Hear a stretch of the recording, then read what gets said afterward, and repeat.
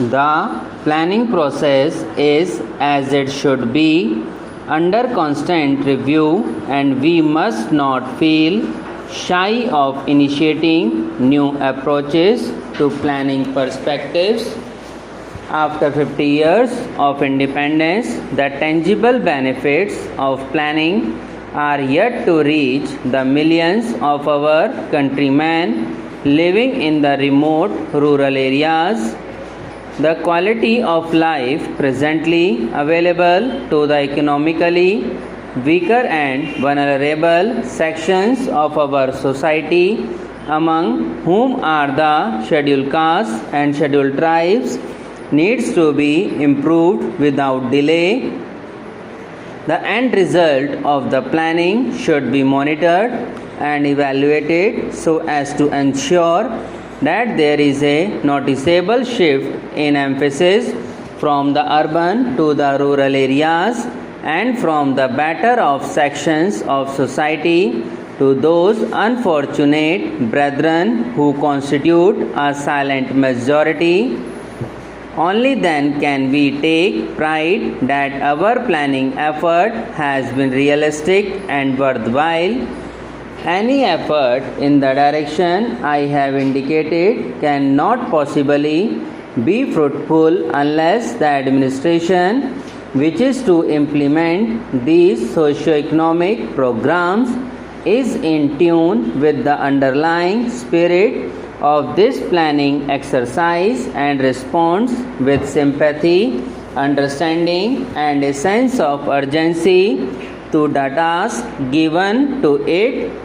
Only then will the need of the common man, particularly of the economically weaker and more vulnerable sections of society in the remote rural areas, come nearer solution. After 50 years of independence, inadequate housing, communications, health and medical care, and essential commodities at reasonable prices continue to be beyond the reach of the millions of our countrymen. We need to search our hearts to locate immediate and long-term shortfalls in reaching the benefits of planning to the grassroots of our society. Our planners are now engaged in putting a realistic, result-oriented rural bias into our plans for socio-economic development. The recent announcement with regard to the industrial policy with emphasis on the employment-oriented small-scale industries and the extension of credit facilities to such industries and to small farmers in the agricultural sector is welcome. This is an area where the governors of states could use their good offices at all levels to advise, encourage, and caution those engaged in this gigantic nation-building exercise.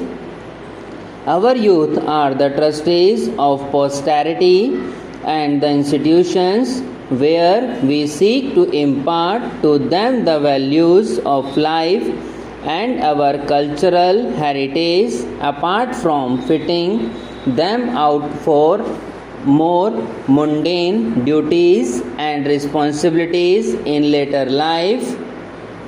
Our planners are thinking in terms of providing increased employment opportunities and to tackle the question of both existing unemployment and underemployment in all walks of life. This is a Herculean task.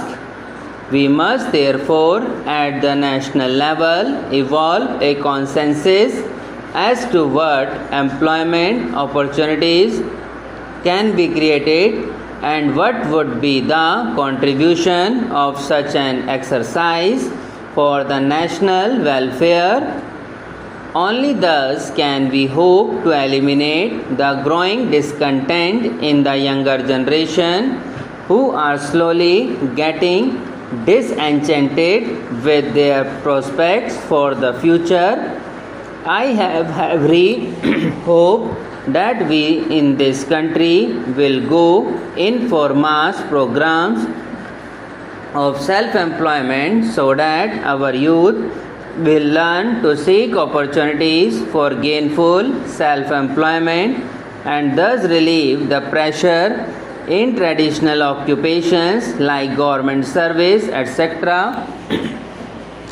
Our resources are not unlimited and it is necessary for us to implement urgently a program of austerity and economy wherever possible, eliminate wasteful expenditure and thus ensure that the maximum benefit is derived out of every rupee of revenue earned.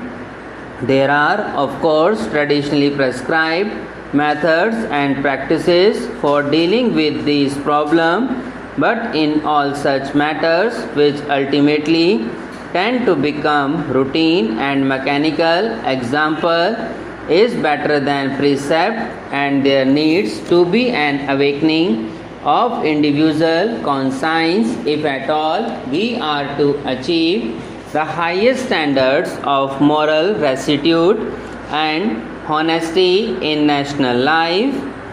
I have been concerned for some time with our inability to control the price line even in respect of essential commodities, without which life for the common man can become an unbearable burden.